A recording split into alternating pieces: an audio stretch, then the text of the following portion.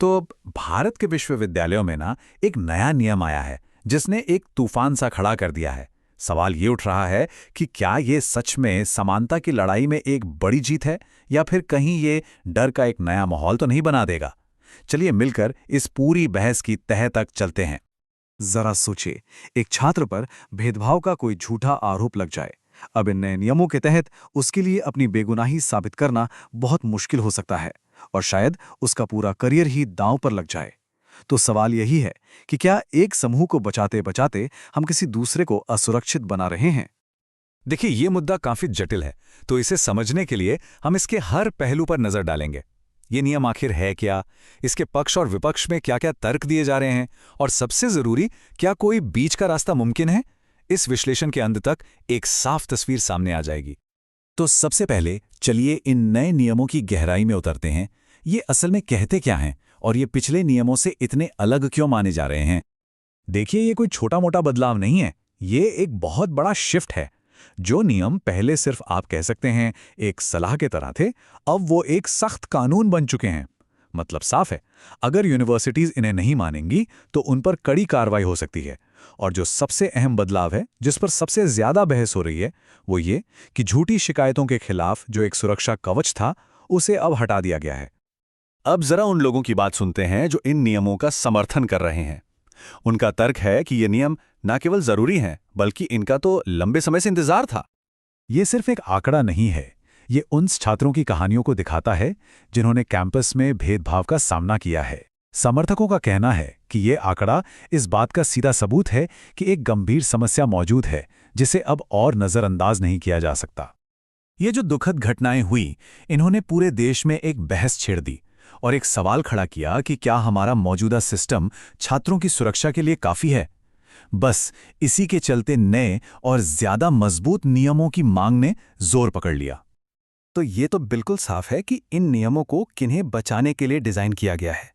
लेकिन सवाल ये उठता है कि क्या ये अनजाने में दूसरों को नुकसान पहुंचा सकते हैं। चलिए अब सिक्के का दूसरा पहलू देखते हैं और उन चिंताओं को समझते हैं जो इन नियमों को लेकर उठाई जा रही हैं। लेकिन कहानी का एक दूसरा पहलू भी है। जो लोग इन नियमों की आलोचना कर रहे हैं वो एक अलग ही नजरिया सामने रखते हैं। उनका कहना है कि हाँ, भेदभाव का एक भी मामला बिल्कुल अस्वीकार्य है।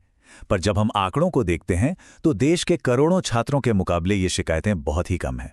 तो फिर सवाल ये उठता है कि क्या इतने कम मामलों के लिए इतने सख्त और इतने बड़े कानून की वाकई जरूरत है। कल्पना कीजिए कि एक छात्र अपने प्रोफेसर से किसी बात पर नाराज है।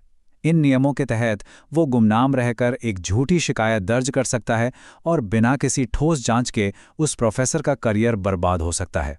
यही वो डर है जिसे हथियार के रूप में इस्तेमाल कहा जा रहा है। विष्णु तिवारी का मामला एक डरावनी याद दिलाता है कि जब आरोप झूठे होते हैं तो क्या हो सकता है। आलोचकों को इसी बात का डर है कि बिना सुरक्षा उपायों के ये नए यूजीसी नियम अनजाने में ऐसे और मामलों को जन्म दे सकते हैं जहां किसी की पूरी जिंदगी एक झूठी शिकायत से तबाह हो जाए। और अब ये पूरी बहस एक बहुत ही बुनियादी सवाल पर आकर रुक जाती है। हम समानता और निष्पक्षता के बीच सही संतुलन कैसे बनाते हैं। अनुच्छेद 14 ये हमारे भारतीय संविधान की आधारशिला है। ये एक वादा है कि कानून की नज़र में सब बराबर होंगे, चाहे उनकी जाति, धर्म या लिंग कुछ भी हो। आलोचकों का तर्क ये है कि नए नियम कहीं ना कहीं इस मूल सिद्धांत का उल्लंघन कर सकते हैं।